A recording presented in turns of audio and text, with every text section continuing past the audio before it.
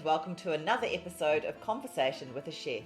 I'm Jo Ritty and I love sharing with you the conversations I get to have with talented and passionate chefs. It's the backstory, if you will, to the food they're putting up.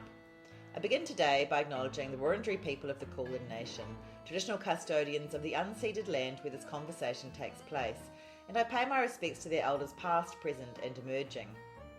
Joe Vargetto has turned his restaurant into a truffle wonderland.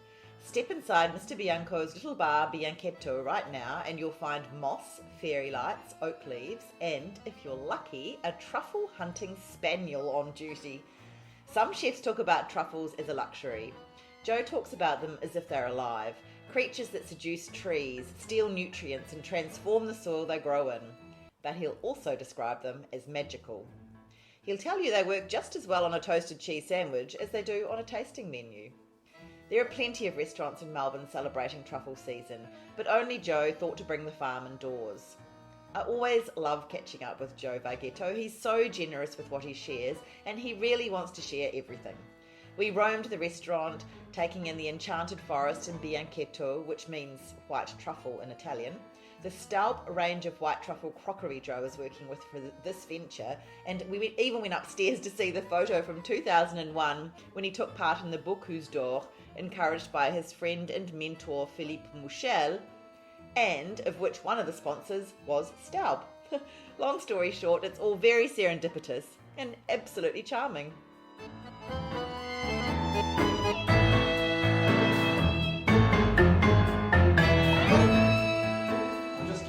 Roundabout facts, and then we'll go into things. So the truffle dig or the truffle farm, there's obviously this kind of little kind of foresty thing. Yeah. And there's some soil here where the dog we put the truffle in, and people can kind of have a look at how they sniff, smell, and how the truffle hunter goes about his. And the dog is done by Robert from Buxton Truffles, and then there's this area as well, and it just shows Robert has a farm obviously in Buxton, and his farm is they say it's not the most beautiful looking, but it's the most some of the truffles that come from there are the best. Wow. Robert it's his farm. Yeah. His son is studies plants and soil, and he's just a nut. You know what I mean? He's just one of these kind of long-haired. He gets asked by other farms, to go and see the soil salinities and bits and pieces, like bores me to tears. But it's all about the soil and how you inoculate and so on. So they created this little farm, and it would have been lovely to have taken you there. Oh, yes. We do it every year, and you see it. So they've got their little homestead. You come up, there's a thing, and then you go up the hill, and it's behind. You go, where is this thing, Robert? I've been there maybe 10 times, but other people that you go up a hill, you go and behind some, and it's just kind of like some shrubbery, and there's trees, and then you start walking, and then you start seeing, like around the trees where the inoculation is, it's the grass or the vegetation is dying, and they call it the brûlé, because the truffle sucks the nutrients from the soil's top. Okay. So it's a bit like a parasite. Yeah. Hooks onto the veins of the roots of the trees, uses the roots of the trees to to produce, and then basically it uses the around it as well. Okay. So it's a kind of a little. Are they oak trees? I'm not sure which ones he's got. Yeah. They are good or great to inoculate them are very good to have oak trees. Yeah. And so all the leaves that are in front are all. I've got an oak tree at the front of my house. Yep. Like right in it's huge. So just dumped all these leaves. So I brought them all in from home, and there's another little spot there. Yep. That the dog can kind of. So then what happened was I have a friendship and association with Stu and the guy that kind of delivers products and things like that. His name's Robert, And he also looks after things like Microplane and some other ranges that they have. One day, I don't know, we were just talking about, would you ever do another restaurant, Joe? I said, yeah, I've probably got one more in me before I kind of cark it. Yeah. Or get, hospitality kills me, one of the two. And I said, I'd love to do a restaurant that I saw in Paris probably 10 years ago. It was called Cocotte. I'm not sure how it is now. I don't think it's that good. But back then it was like the hot restaurant. But all the food came out in these cocottes. Yeah. So there was and I was just, the business model was astounding because everything that was prepared in here, put in the oven. They're so beautiful, wow. Yeah. And then they would just come out, put onto the middle of the table. Yeah. You'd have your sharing plate. That'll take away. You have another one come out. So there was really no plating. It was just kind of reheating, and the restaurant was packed. Yeah, it's very French country kitchen, isn't it? Correct. Yeah.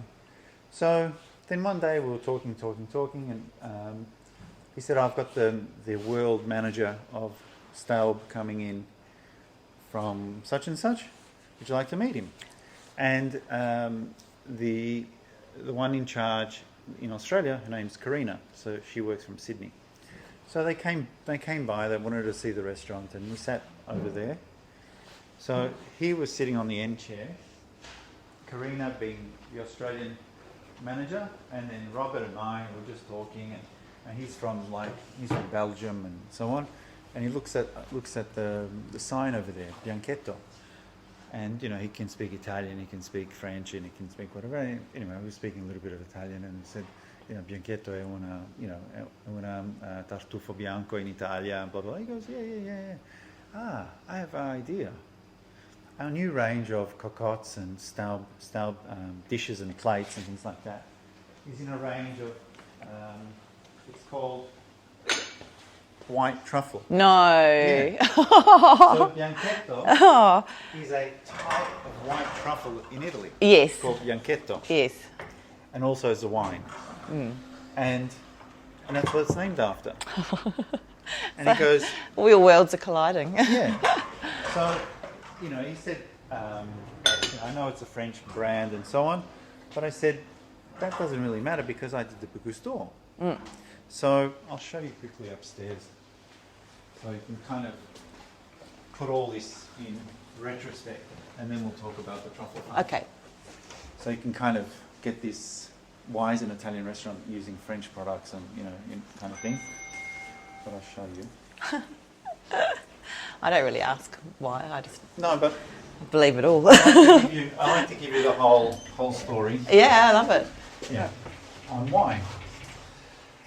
So he goes, okay. And who else? And I worked with Philippe Michel for a very long time. We're very, very close friends still to this day. It's over 25 years, of relationship in the sense of cooking. He was, a big mentor of mine. I worked for him as his second in charge, and I did the Bocuse d'Or. The Bocuse d'Or back then is. Oh, wow. They were one of the major sponsors. Yeah. And Paul Bocuse himself uses the Staub cocottes and things like that in the restaurant. So that was in 2001, and that's when I started to get obviously the appreciation of all the little dishes and the beauty of it as well is that it doesn't break. Yes. Obviously the crockery does. Yeah. But the other things like things that you put in the oven and so on, it doesn't break. So as a restaurant head, hi Katya. Hello. How are you? As a restaurant head, stuff that doesn't break. Yeah. It's amazing. Yeah.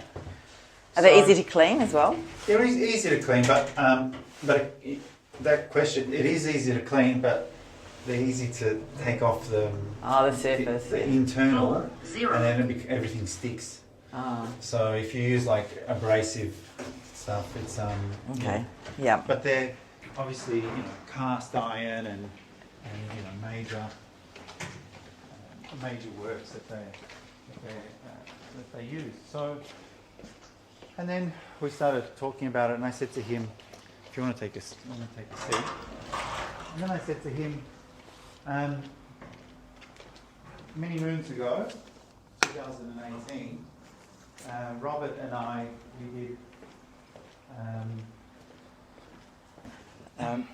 many moons ago, I did this truffle farm at the back of Mr. Bianco in 2018. Okay. And it was a great success. Yes. People loved it and so on. And I had this back area but we just did it in the sense of Robert came with a big truck full of plants and things like that, but it only ran for 4 days because by the time you cut the tree, we put it in a pot, the branches. After about 4 or 5 days, everything was dying. So he said, Joe, the promotion can't last for very long because it will start to look pretty bad. I said, all right. So we did it for 4 days. Anyway, people loved it. They can go at the back of the restaurant and they could have dug some. So I said, okay, let's keep talking. So he liked the idea, this gentleman from Belgium. I think their company's based in Belgium. Their products are made in Alsace in France. And Karina thought about it. We got some quotes from a company called Green Space to set all this up. So they had the program to have it look like living, breathing, and they are living. They're all in pot still, and they come twice a week to water the plants, and it's all moss and all the stuff. It took about 2.5 days to set this up because behind there's kind of chook wire and it's all done. That's amazing. And that smell is so earthy and and it's real. Ashy. Yeah, it's real. But it's so nice.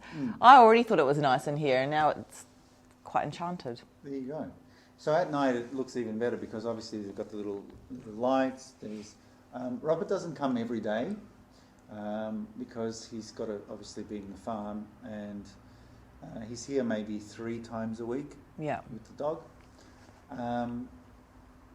But then what happened?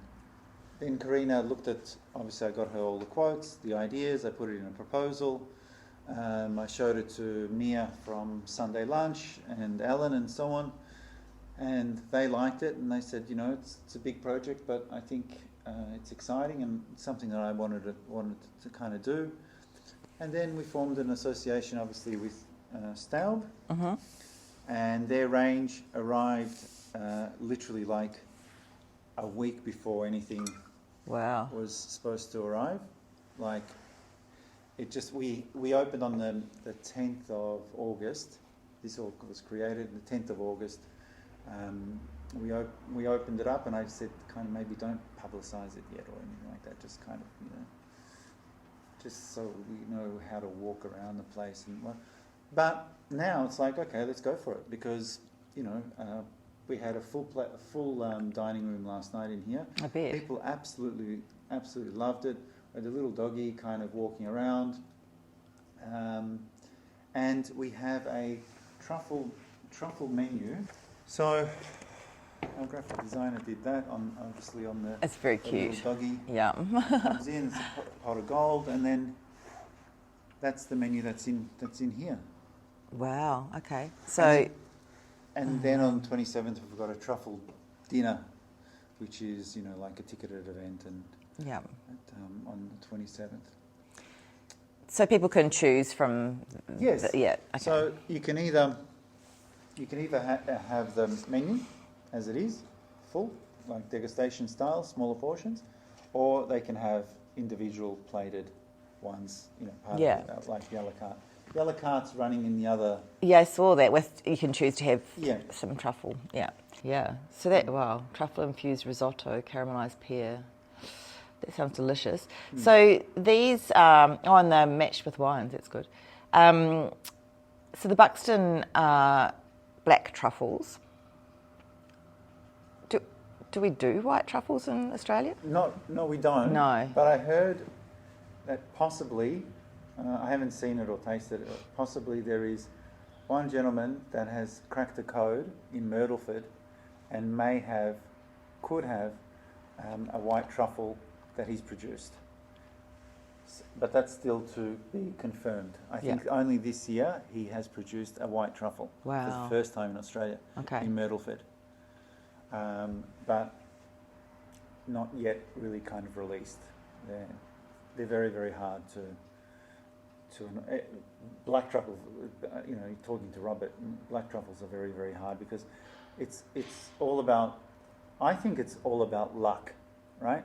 So, for example, if you bought a property, right, and you've got the sun that shines in the right spot, and the terroir or the ground or the soil is the right specifics. You just need to add a few little bits and pieces. You have the right tree, you get the right inoculation, and you put it in. But you obviously have to have knowledge and so on, and it goes. People don't understand the same process can be done, you know, in the same kind of climate and so on, and it doesn't work out. Yeah. You know, and that's why a lot of investors, they spend millions on things like, you know, truffle farms and truffle, and sometimes it's, you know, third or fourth time, you know, trying to. It's a bit like kind of digging for oil as well. You don't know what you have until you find it. And every year, you know, Robert says the same thing. He says, I don't know what I've got until the dog starts to scratch on the surface of the soil during winter, and then we've got something. Yeah. But something could have happened throughout that time, and it's, you know, it doesn't work.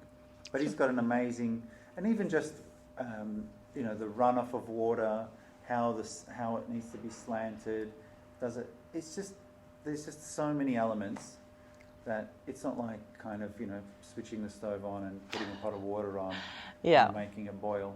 Yeah. You know, there's also then the you know, during the year, all the trimmings and stuff that they replant it throughout the whole year. There's making sure that the pests or the rodents and weevils and things like that don't become too much. But the thing is, you can't use too much, you know, what do you call it, sprays and things like that, because it'll ruin the elements of things. So it's technical. You know. And chefs always go crazy around truffle season. What do you like about them? Okay, so I think one of the elements with the truffle, it is very romantic, and it just captures, I think, your mind when you smell it. When you smell a truffle, it has an aroma of, it just, you lose words. And whether you're a chef or you're a home cook, or you're someone that enjoys cooking, it is an aroma which is I don't know. There's not really many words that you can describe it, but they are just beautiful. So with truffles, I think my mind, or a chef's mind, is that there's not much you need to do to make something beautiful from it. But also, there's also a lot of things that you can do to just ruin it. You know what I mean? Like, you know, different acidities, like chilies don't really work with truffles. You could do it if you I don't know, if maybe it's a little bit sweet and sour, or it's kind of pleasant, or, you know, too salty doesn't work. There used to be, when I was in Europe working and we had the truffle season there, we had this rule: anything below the ankle goes with truffles. So anything that grows below the ankle.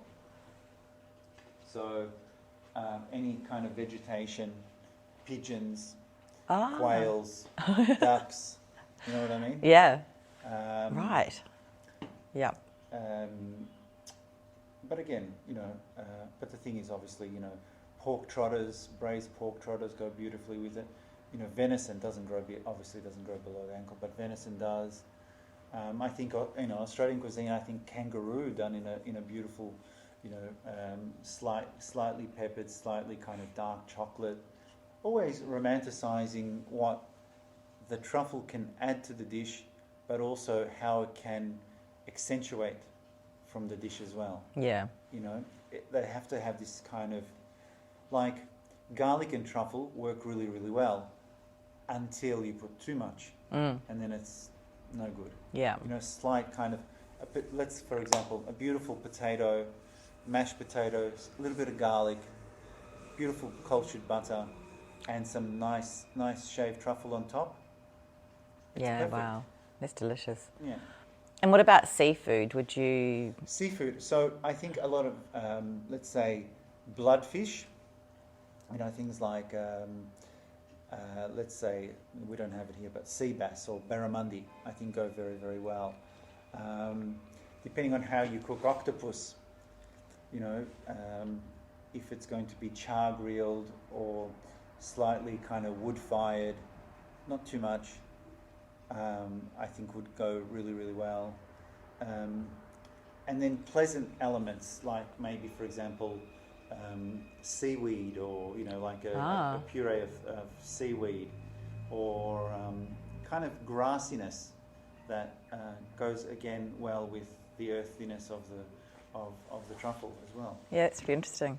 But when you've got good truffles, it doesn't matter. No, yeah. You know, you could put it on I don't know, a toasted cheddar sandwich. Yeah, amazing. That'd work even. Yeah. As well. Do you have to be careful with desserts? Because I've seen truffle in chocolate things, but you've got it with a baked truffle cheesecake and blueberries, and truffled honey. Are there things you've got to be wary of? Do you infuse the truffle with the ingredients, or do they go on afterwards? Or? No, so the baked cheesecake is a bit like a Basque cheesecake. It's very kind of rich, and then we just fold in some grated truffle. Obviously, once you cook truffles for that long, you can taste that there's truffle in it, but it's lost. Truffle's a bit like a basil leaf, you know. If you take the basil leaf and you have a ragu, let's say, that you cook for 12 hours, the basil leaf's gone. Yeah. Like, you'll never smell basil in it. Oh. So it has this kind of, if you want to graph it up, and then it kind of, you know, goes away. A bit like, so we grate a little bit of truffle just so you can see that there's kind of flecks of truffle through the baked cheesecake. Then the truffle honey we ferment, obviously, some really, really finely chopped truffle, a little bit of olive oil and honey, and then we just leave in the corner for days on end, and that infuses through. Blueberries, again, have this kind of subtle, but it kind of, we make like a blueberry marmalade. Oh. So it's sugary, slightly sweet, slightly sour. And then once all that kind of cheesecakey and blueberry and honey go on top, and then we grate the more truffle on top. So then it goes on top as pieces rather than shavings. So shavings are, kind of are singled out, let's say. But when you grate it on the top, it kind of, and it just really works. Yeah. Yeah. So good. And if people were really keen to see the dog in action, is that kind of just a sort of, you might be surprised on the night that he's there, or? I think what's happening, obviously Robert has a lot on his plate at the moment. Yeah. And for example, he'll ring me up and says, I'm on the way into Melbourne, I'll be there Wednesday, Friday, Saturday. Okay. And maybe it's something that we just put on the website.